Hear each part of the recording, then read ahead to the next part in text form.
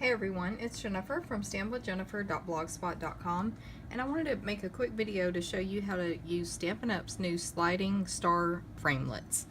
And it's the framelits that make these cards that we call spinner cards. I've actually been making these cards for years, and we just would use punches or hand cut the openings. So this new set of dies is really cool because you can make spinner cards much easier.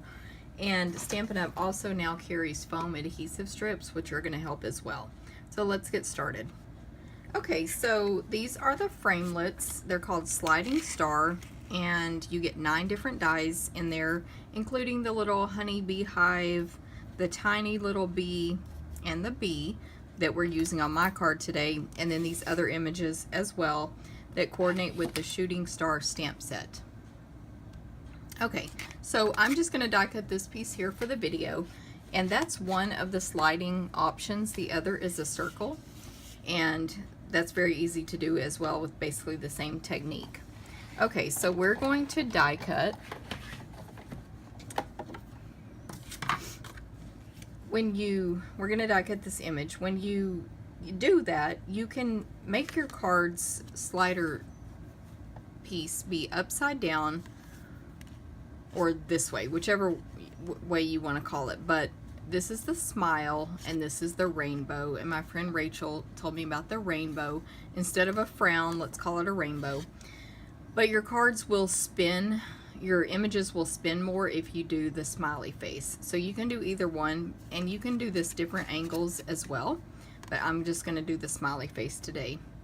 Okay, so I'm using the magnetic platform, a cutting pad, of course the die, and with the magnet you can position it into place pretty easily and it will stay there, and then a cutting pad on top, and then we run it through. And just a little tip, I like to keep my top cutting pad clean, so I label it top only, and that way all of these cut marks don't get embedded into my cardstock when I cut, so it's nice and clean for stamping or just to look, you know, nice on my card. So keep a separate top plate clean for your top, especially when you're cutting images like this. This piece here, you can save that, and of course I'm sure we can find something cool to make with that later. And now we're ready to make our spinner. Okay, so what we're going to need is our foam adhesive strips, a dimensional, the piece you've die cut out, of course a piece of cardstock to go behind it, and then you can either use washers, but I've found pennies work just as good. This is what I used to use in the old days, pennies, and they can be actually cheaper than washers. So if you find washers for a penny each, then go for it. So what we're going to do is attach this. Now if you were going to stamp directly on this, you would go ahead and do that or emboss it or whatever, but we're not stamping on it. We're going to attach this to our page, and again, the way we used to do it was with dimensionals, but the foam adhesive strips are actually taller than dimensionals, so they're a little bit thicker. These are the strips of foam adhesive that are made for shaker cards. Okay, so turn it over on the back, and we're going to place some foam. You don't want to go all the way to the edge here because you don't want that to show on the front of your project, but it's not a shaker card, so we don't have to, you know, seal all the corners up.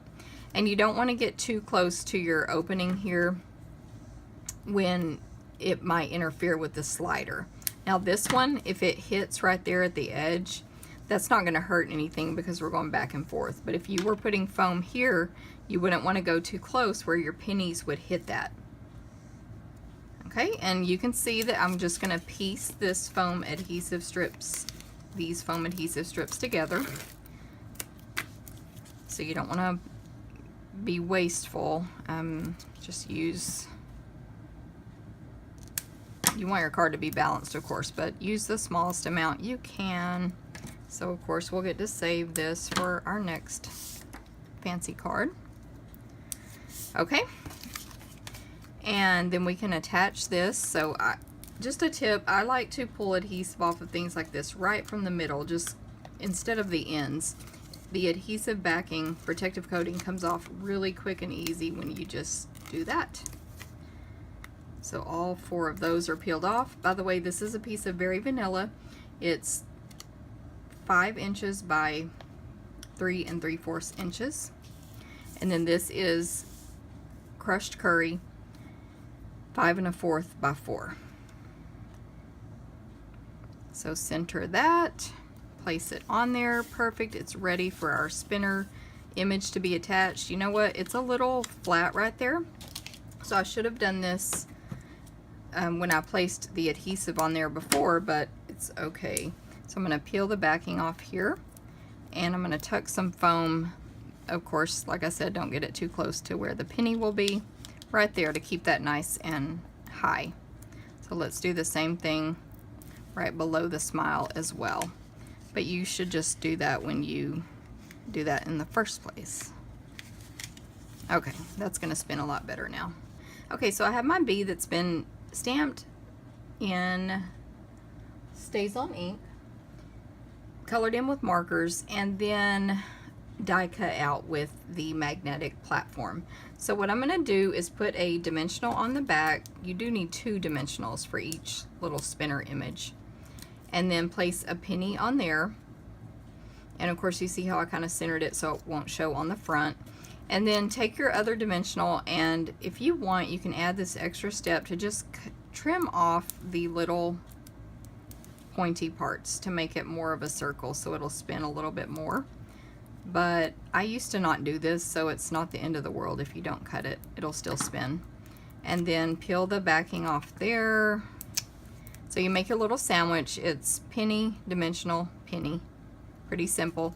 And then that just slips in right here.